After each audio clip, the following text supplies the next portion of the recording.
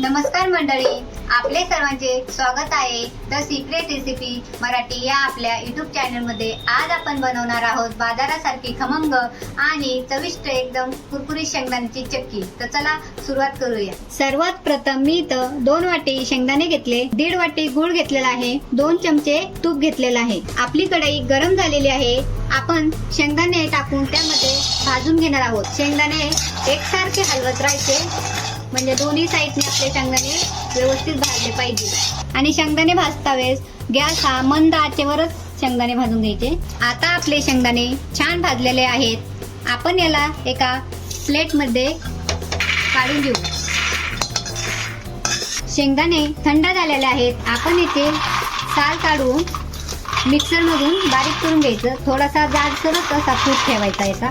आता आपण इथं सर्व शेंगदाण्याची साल काढून घेतलेली आहे। हे शेंगदाणे आपल्याला मिक्सर मध्ये बारीक करून घ्यायचे आहेत। आता इथं आपण शेंगदाण्याचं कूट बारीक करून घेतलेला आहे। अशा पद्धतीने केलेला आहे। तुम्ही पण असा करू शकतात किंवा जास्त बारीक तुम्हाला करायचं असलं तर ते पण तुम्ही करू शकता। आता आपल्याला पाक तयार करून घ्यायचा। त्यासाठी मी 1 चम्मच तूप टाकणार आहे। तूप गरम झाल्यावर घेतलेला आपण 1.5 वाटी गूळ याच्यात टाकून घेणार आहोत आणि व्यवस्थित घालून घेऊ। त्यामध्ये आपण 2 चम्मच पाणी घालून व्यवस्थित मिक्स करून घ्यायचं। म्हणजे कसा पूर्ण हा गूळ एकदम विरघळला पाहिजे आणि पाक आपला मस्त छान कडक झाला पाहिजे।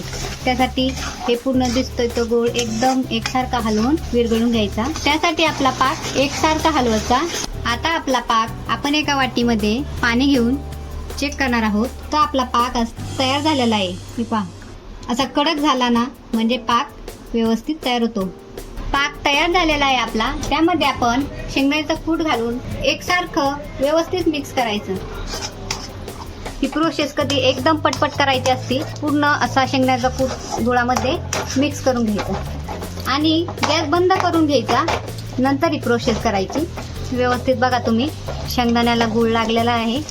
बेलण्याला पण तूप लावून आणि पोलपोटाला पण तूप लावून घ्यायचं। आता चक्कीचं सारण आपल्याला ह्या पोलपटावर काढून घ्यायचं। उलटण्याने अगोदर एकसारखं असं पसरून घ्यायचं। जे बेलण्याला आपण तूप लावलंय त्याने आपल्याला एकसारखी अशी चक्की लाटून घ्यायची। जास्त जाड पण नाही लाटायची आणि पातळ पण नाही, असं एकसारखं लाटून घ्यायचं। आणि त्यासाठी वरून थोडेसे मी इथं ड्रायफ्रूट टाकणार आहे। तर सजावटीसाठी चक्कीवरती ड्रायफ्रूट टाकून घेतलेले आहेत।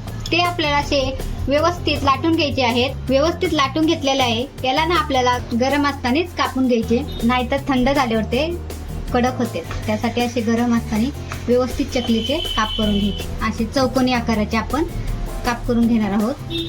चक्की आपली व्यवस्थित कट करून घेतलेली आहे। ती आपण अर्धा तास थंड होण्यासाठी ठेवणार आहोत। अर्धा तास झालेला आहे। आपली चक्की थंड झालेली आहे। नंतर आपण चाकूच्या साहाय्याने असं काढून घेऊ। अगोदर ते निघताना असं चिकटते एकमेकाला, नंतर चक्की व्यवस्थित होते। हे पहा, मस्त झाले। फायनली आपली खमंग आणि कुरकुरीत शेंगदाण्याची चक्की तयार झालेली आहे। अशाच नवीन नवीन रेसिपी पाहण्यासाठी द सिक्रेट रेसिपी मराठी या चॅनलला लाईक, शेअर आणि सबस्क्राईब करा। तर चला पुन्हा भेटूया अशा एका भन्नाट रेसिपी मध्ये। तोपर्यंत धन्यवाद।